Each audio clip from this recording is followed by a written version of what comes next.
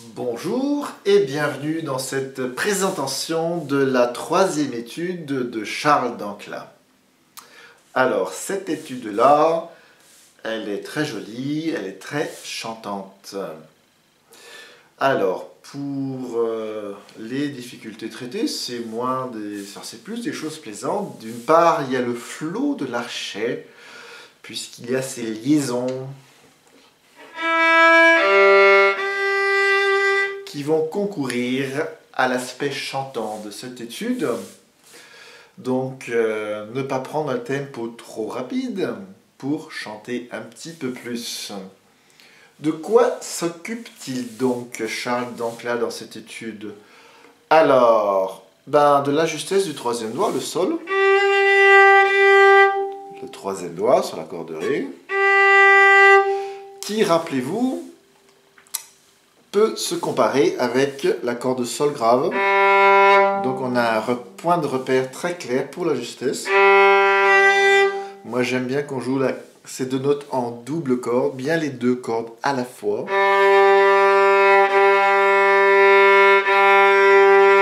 Voilà ce que ça donne quand c'est juste. Mettons que je mette un petit peu faux. Voilà ce que ça donne.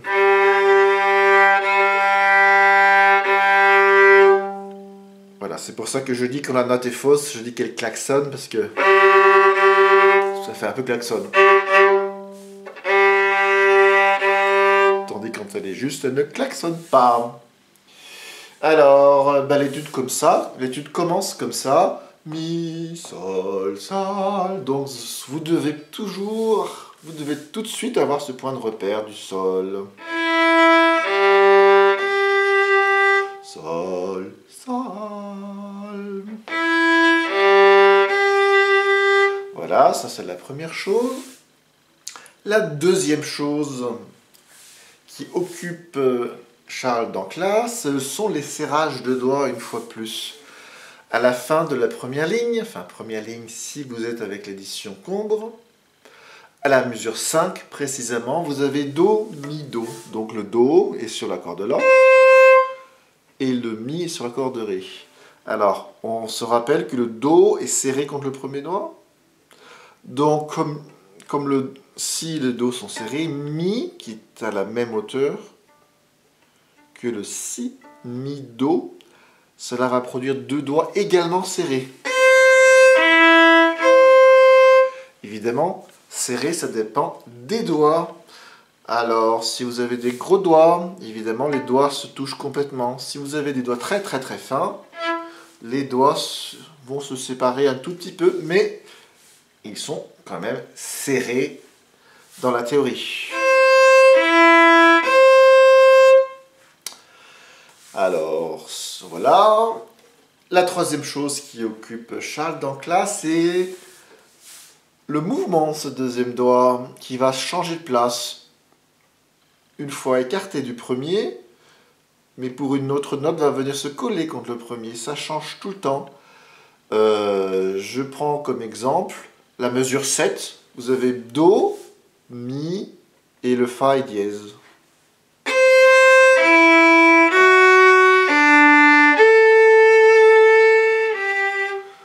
Alors j'en profite pour parler de ces deux mesures. Do, Mi, Fa dièse, j'écarte le doigt.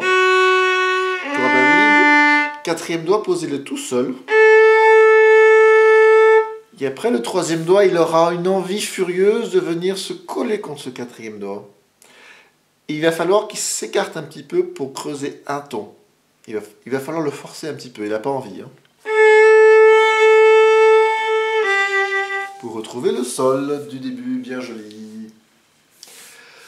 Voilà. Je prends une autre mesure où le deuxième doigt bouge.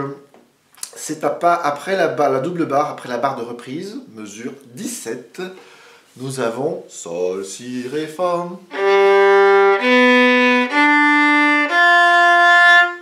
D'autant plus difficile que le deuxième doigt est un petit peu appelé à se poser directement. Sol, Si. Donc le deuxième doigt est écarté du premier, mais il doit se poser normalement tout seul, donc étalé. Ré, corde à vide. Et le Fa n'est pas à la même hauteur, puisque le Fa est normalement serré contre le premier doigt. Alors il faut penser à passer d'un deuxième doigt qui est étalé à un deuxième doigt qui fait le vers de terre, qui se replie un petit peu.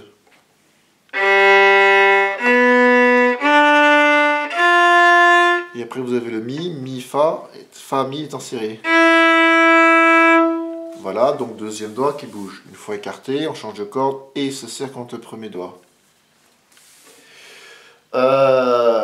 On a aussi le premier doigt qui bouge, mesure 18 et 19, enfin 19 précisément.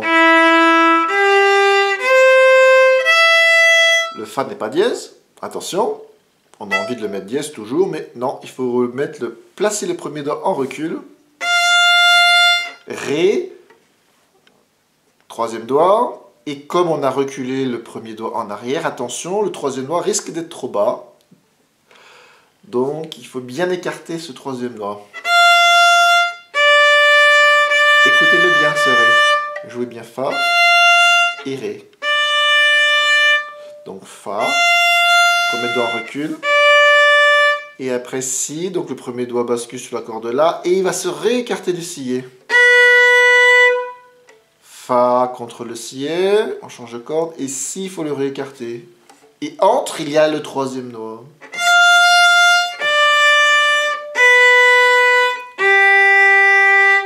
Travaillez bien cette mesure bien séparément.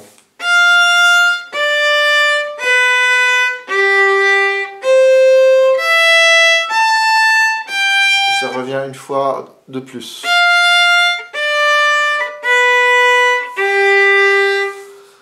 Voilà.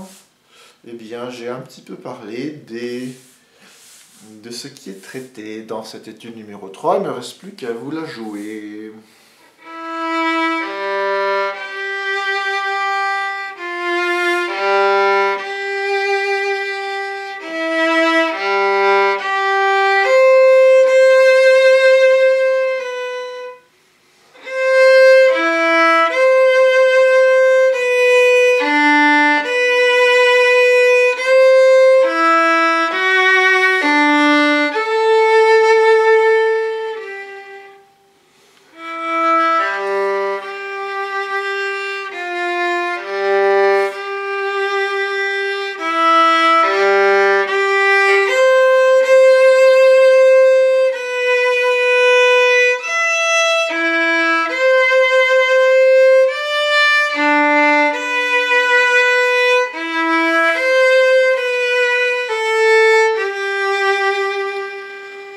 Je fais pas la reprise, je continue.